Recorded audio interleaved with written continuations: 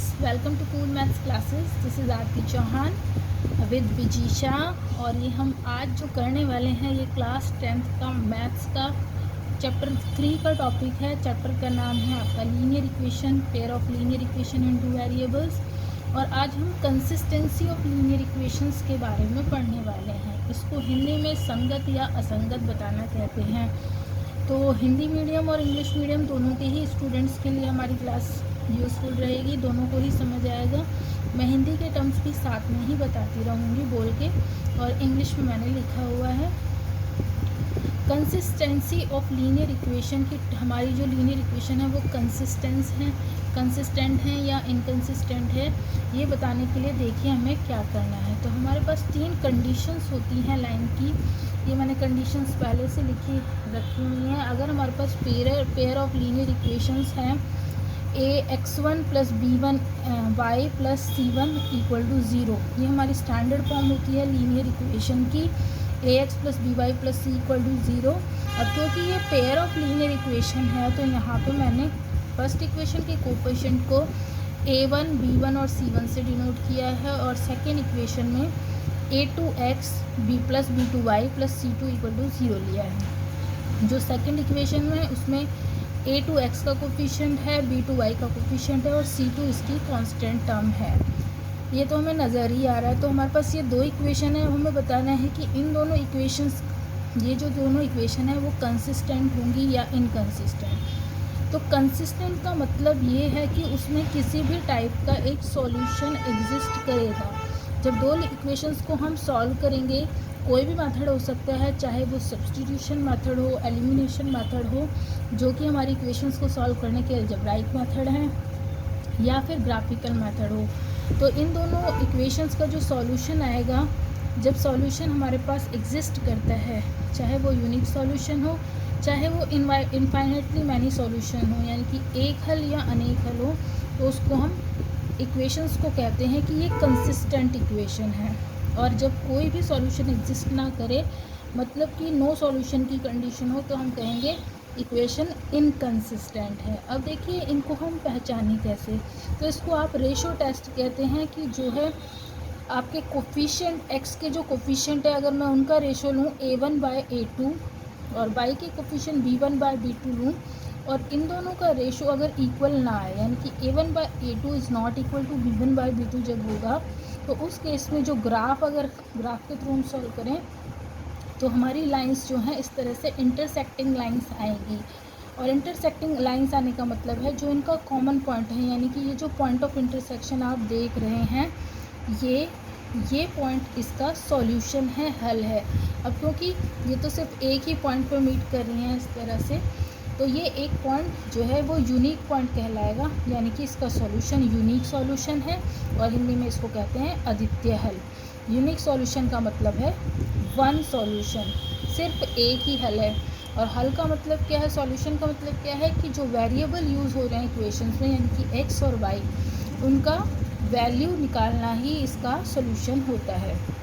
अब second condition देखिए, जब आपके रेशोज़ a1/a2 यानी कि x का रेशो, y के कोफिशिएंट के रेशो यानी कि b1/b2 और कांस्टेंट टर्म c1/c2, इन तीनों के ही रेशो सेम आएंगे। जब हमको कैंसिल करें लोएस्ट फॉर्म में, और जो नंबर आएंगे वो तीनों सेम आएंगे फ्रैक्शन, तो उस केस में जो हमारी लाइंस हैं उनको अगर हम ग्राफिकली सॉल्व करें, तो हम समझेंगे ये दोनों लाइंस सेम ही लाइंस होंगी, यानी कि ओवरलैपिंग लाइंस होगी। पहली लाइन का जो ग्राफ होगा वही दूसरी लाइन का भी ग्राफ होगा, उसी के ऊपर दूसरी लाइन ओवरलैप करेगी। तो ये लर्न करना भी इजी है कि जब हमारी क्रॉसिंग लाइंस हैं, क्रॉस करने पर एक ही क्रॉसिंग पॉइंट होता है तो यूनिक सॉल्यूशन होगा, और उस केस में हमारी फर्स्ट रेशो भी क्रॉस करेगी, यानी कि कटेगी।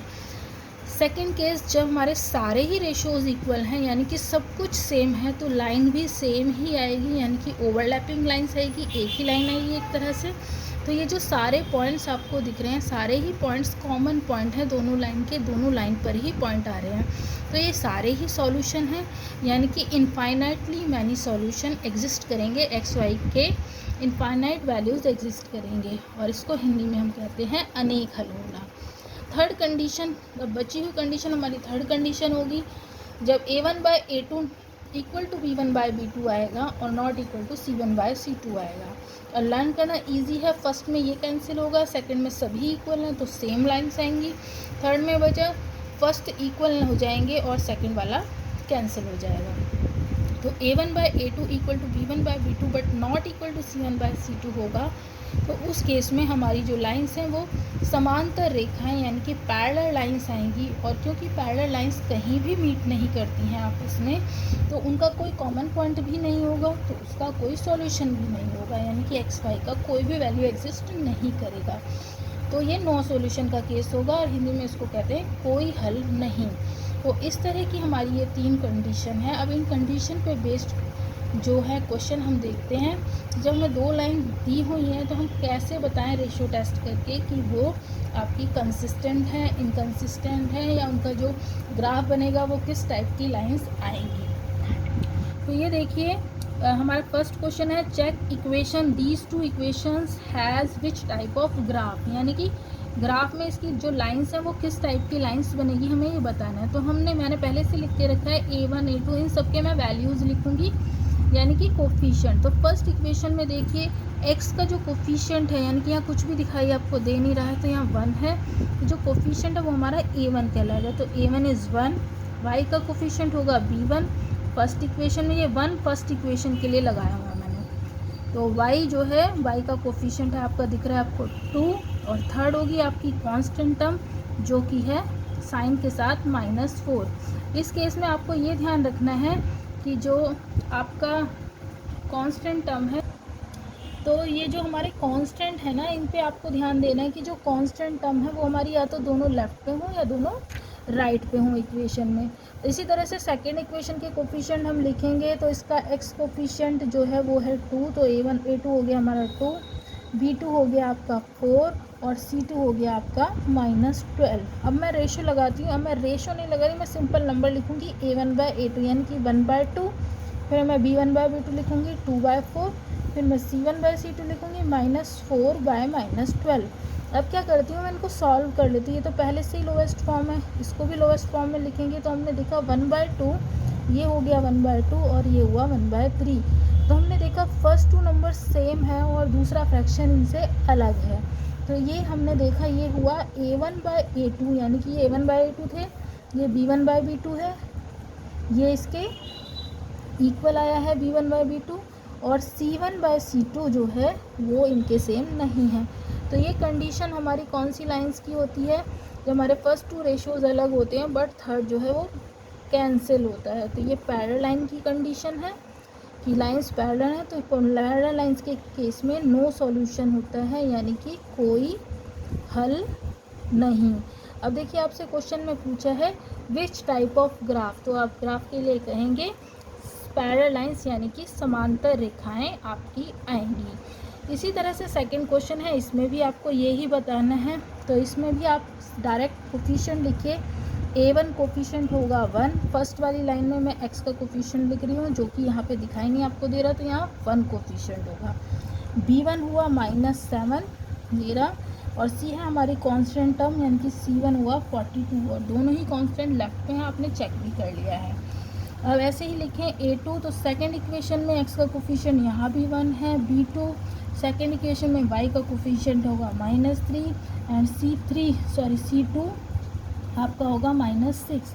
अब हम इसको सिंपल फ्रैक्शन में लिखेंगे A1/A2 यानी कि 1/1, B1/B2 यानी कि -7/-3 एंड C1/C2 इज़ 42/-6।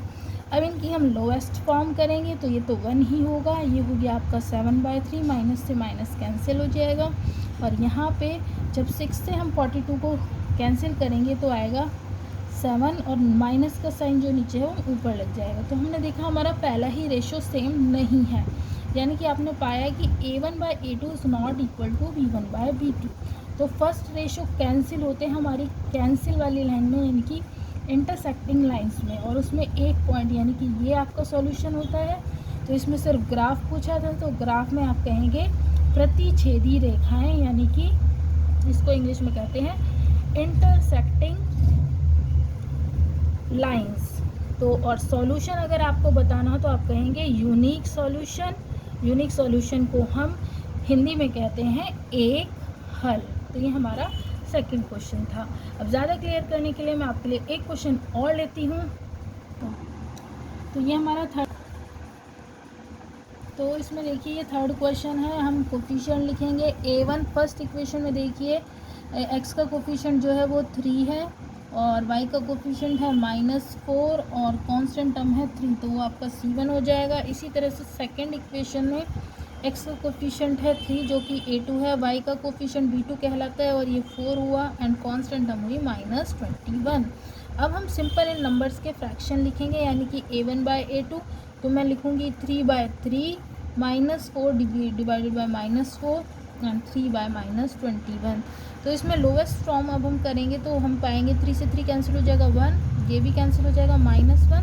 तो आगे करने की आपको कोई नीड नहीं है। आपने देखा कि ये है आपका A1/A2 से आया है फ्रैक्शन और ये B1/B2 से आया है, तो ये नॉट इक्वल है। तो ये कंडीशन हमारी पहले ही क्रॉसिंग लाइन की होती है, यानी कि इस तरह की लाइन ये हो गई हमारी इंटरसेक्टिंग लाइंस। तो इंटरसेक्टिंग लाइंस हैं यानी कि प्रतिच्छेदी रेखाएं हैं। तो आपका जो सॉल्यूशन है ये पॉइंट होता है जिस पे ये मीट करती हैं, तो वन सॉल्यूशन का केस है, तो इसको हम एक हल कहते हैं। तो लाइंस हमारी होंगी प्रतिच्छेदी रेखा इंटरसेक्टिंग लाइंस और सॉल्यूशन होगा हमारा वन सॉल्यूशन। तो ये हमारी आज की क्लास थी। और अब देखिए एंड में मैंने आपके लिए एक DIY क्वेश्चन लिखा है, डू इट योरसेल्फ।